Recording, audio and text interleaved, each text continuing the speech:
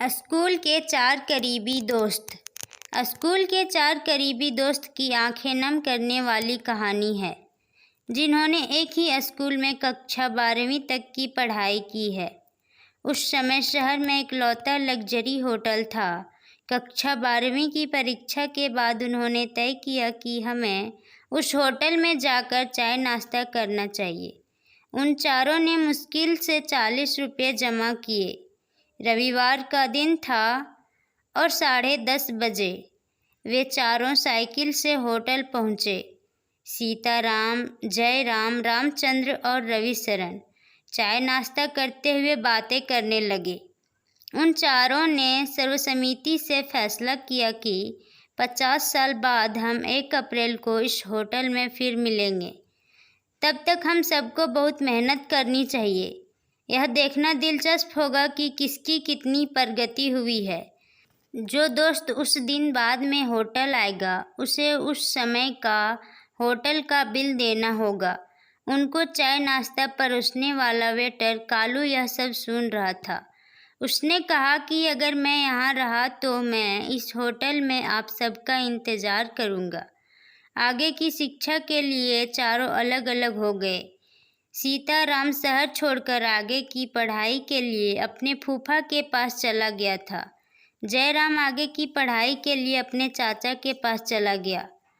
रामचंद्र और रविशरण को भी शहर के अलग अलग कॉलेजों में दाखिला मिला। आखिरकार रामचंद्र भी शहर छोड़कर चला गया। दिन, महीने, साल बीत गए। 50 वर्षों में उस शहर में एक आमूलचूल परिवर्तन आया। शहर की आबादी बढ़ी। सैकड़ों फ्लाईओवर ने महानगरों की सूरत बदल दी। अब वह होटल 5 स्टार होटल बन गया था। वेटर कालू अब कालू सेठ बन गया और इस होटल का मालिक बन गया। 50 साल बाद निर्धारित तिथि 1 अप्रैल को दोपहर में एक लग्जरी कार होटल के दरवाजे पर आई। सीताराम कार से उतरा और पोर्च की ओर चलने लगा। सीताराम के पास अब 3 ज्वेलरी शोरूम है। सीताराम होटल के मालिक कालू सेठ के पास पहुंचा। दोनों एक दूसरे को देखते रहे। कालू सेठ ने कहा कि रविशरण सर ने आपके लिए 1 महीने पहले एक टेबल बुक किया था। सीताराम मन ही मन खुश था कि वह चारों में से सबसे पहला था, इसलिए उसे आज का बिल नहीं देना पड़ेगा और वह सबसे पहले आने के लिए अपने दोस्तों का मजाक उड़ाएगा।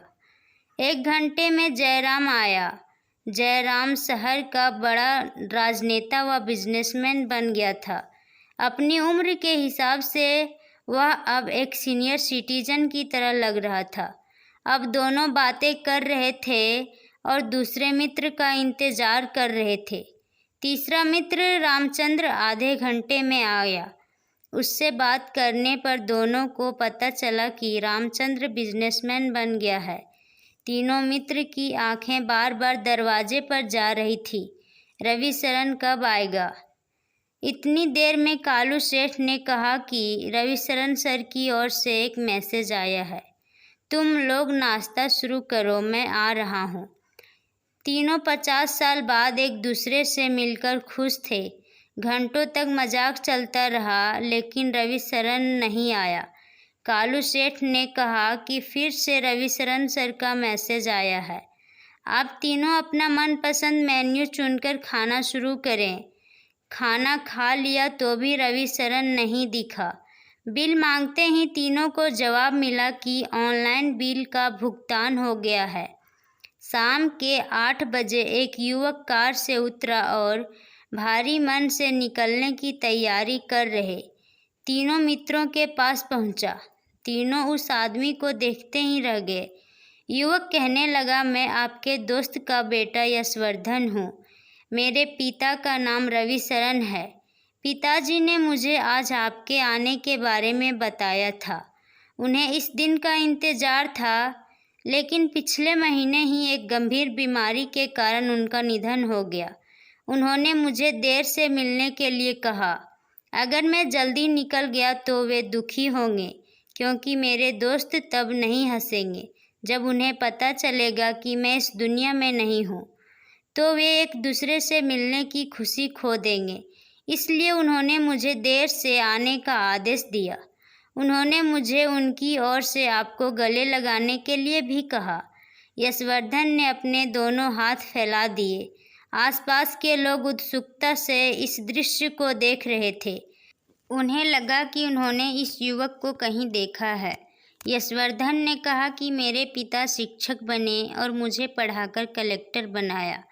आज मैं इस शहर का कलेक्टर हूँ। सब चकित थे। कालू सेठ ने कहा कि अब 50 साल बाद नहीं, बल्कि हर 50 दिन में हम अपने होटल में बार बार मिलेंगे और हर बार तेरी तरफ से एक भव्य पार्टी होगी। अपने दोस्त, मित्रों व सगे संबंधियों से मिलते रहो। अपनों से मिलने के लिए बरसों का इंतज़ार मत करो। जाने कब किसकी बिछड़ने की बारी आ जाए और हमें पता ही ना चले। शायद यही हाल हमारा भी है। हम अपने कुछ दोस्तों को शुभ प्रभात, शुभ रात्रि आदि का मैसेज भेजकर जिंदा रहने का प्रणाम देते हैं। जिंदगी भी ट्रेन की तरह है, जिसका जब स्टेशन आएगा उतर जाएगा। रह जाती है सिर्फ धुंधली सी यादें। परिवार के साथ रहें, जिंदा होने की खुशी महसूस करें। सिर्फ होली या दीपावली के दिन ही नहीं, अन्य सभी अवसरों तथा दिन प्रतिदिन मिलने पर भी गले लगाया करें। आपकी मित्रता प्रगाढ़ हो जाएगी। दोस्तों, अगर ये कहानी आपको अच्छी लगी होगी तो ज़्यादा से ज़्यादा अपने दोस्तों के साथ शेयर करें, वीडियो को लाइक करें और साथ ही साथ चैनल को सब्सक्राइब करें। वीडियो देखने के लिए आपका बहुत बहुत धन्यवाद।